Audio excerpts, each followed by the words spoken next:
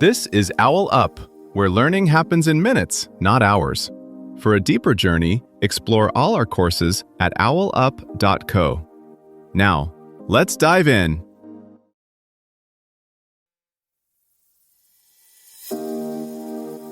Welcome back to Chapter 2 of our series, Mastering Monthly Budget Planning. In this episode titled Setting Financial Goals, we're going to explore what financial goals really are and why they're crucial for your financial journey. So, let's dive in. About half of people say money is their biggest source of stress, yet most have never written down a single clear money goal.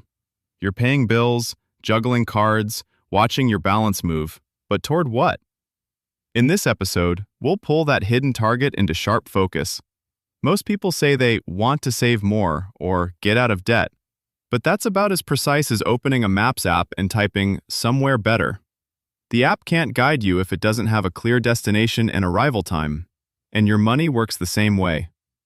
Research on goal setting shows that when you turn vague wishes into specific written targets, your chances of success jump dramatically. Not by a little, but by roughly a third to three-quarters. That's the difference between hoping your account balance looks better next year and having a step-by-step path to make it happen. In this episode, we'll turn your loose financial hopes into concrete, testable goals.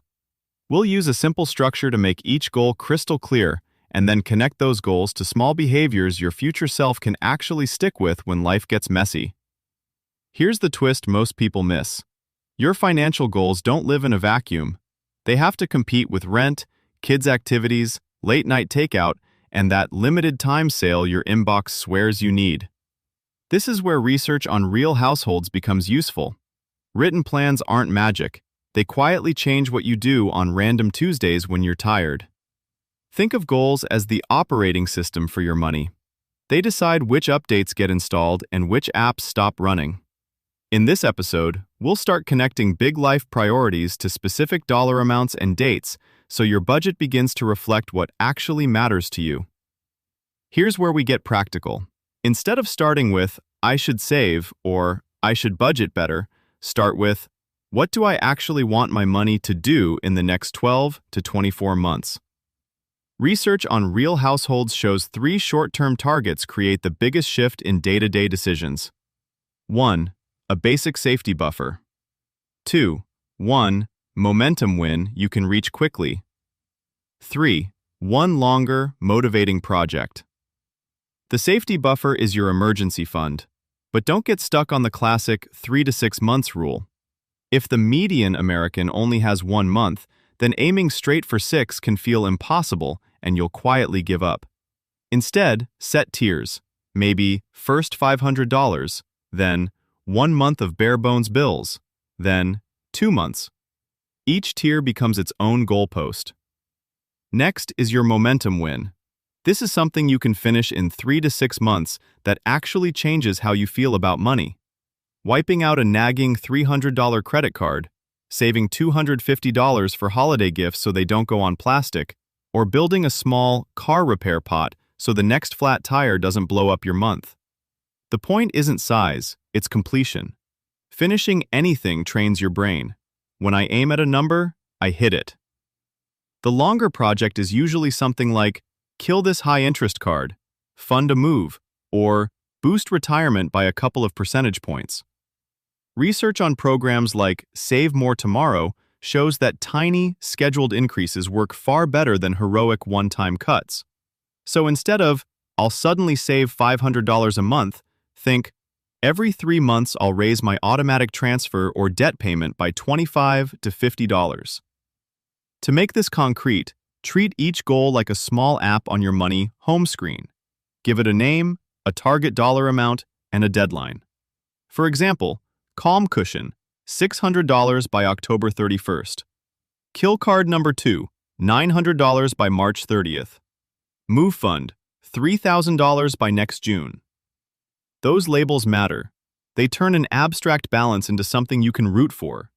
Over time, you'll be able to look at every swipe, tap, and transfer and quietly ask, does this help one of my apps run, or is it just draining the battery? Martha, a 32-year-old teacher, picked 3 targets and then did something subtle but powerful. She gave each one its own lane in her bank. She opened 3 no-fee savings accounts and nicknamed them Calm, Card Freedom, and Summer Break. Every payday, her checking account automatically sent $15, $20, and $25 into those lanes. No big willpower moment, just a quiet rerouting of traffic. Think of it like setting up 3 different Wi-Fi networks at home. One for work, one for streaming, one for guests. When you connect a device, you're deciding what that bandwidth is for. Martha did the same with dollars. Gas and groceries stayed on every day, but birthday gifts only came from summer break. If that account read $40, that was the limit. No guilt, no guesswork. 2 things happened. First, she stopped feeling behind because each lane showed visible progress. Second, choices that used to feel murky, can I afford this, turned into clean rules. Does that lane have room? Over time, tiny auto moves reshaped her month more than any single big cut. Banks and apps are quietly racing to become your goal home base. Soon, your accounts could adjust targets the way a smart thermostat reacts to weather, dialing back contributions after a surprise bill, then nudging them up when a bonus hits. Open banking rules may let you carry those targets with you if you switch providers, so your progress bar never resets. Expect goal tracking to feel less like math and more like a game, with streaks, levels, and boss battles for big debts. As you refine these targets, treat them as draft versions, not final verdicts. Life will throw promotions, layoffs, kids, breakups, windfalls at you. Your aims should flex with each plot twist. Like version updates on your favorite app, you'll patch bugs, add features, and improve stability, each tweak bringing your daily money choices closer to the life you actually want. Try this experiment. For the next 7 days, give every single dollar a job before you spend it, using just 3 buckets: needs, goals, and fun. At the start of each day, look at the money you expect to use that day and consciously assign exact amounts to a short-term goal, like building a $500 emergency fund, and a long-term goal, like saving for a house down payment, then limit your fun spending to what's left.